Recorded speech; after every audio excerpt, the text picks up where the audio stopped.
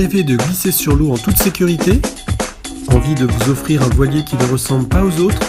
Alors découvrez vite le SCO FR18. Novateur?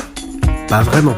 Les SCO, véritables luges de lac, existent depuis des décennies sur la côte est des États-Unis.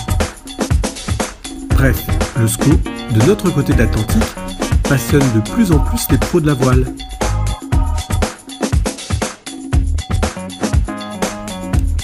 Franck Roy l'avait en tête son SCO. Alain Mortin et Yanis Mavrikios, fidèles depuis toujours au constructeur, dévoilent une coque particulièrement épurée. Pas de cabine donc, seulement un grand cockpit de dériveur et un capot devant le mât, façon automobile. On n'a gardé ici que le strict nécessaire pour glisser sur l'eau.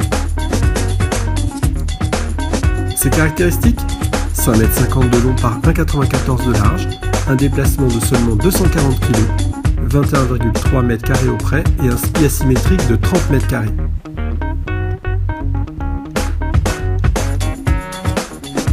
Le SCO est construit en composite monolithique avec des parties sandwich mousse et des renforts carbone sur les points stratégiques.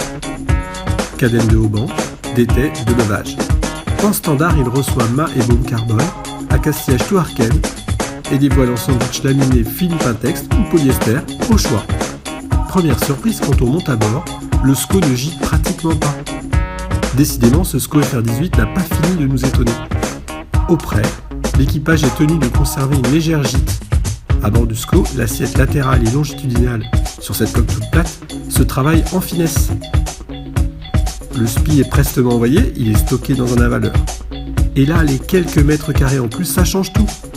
Dès que les écoutes se tendent, le SCO décolle de la surface et attaque une glissade ininterrompue. Pas besoin d'être un adepte du dériveur léger pour maîtriser la bête. Les habitués de l'habitable prendront tout aussi bien leur marque.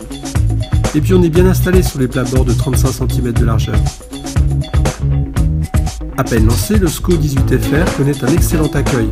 Un petit frère de 14 pieds, 4 bottes pour solitaire, et un grand frère de 22 pieds pourraient bien constituer une véritable gamme SCO.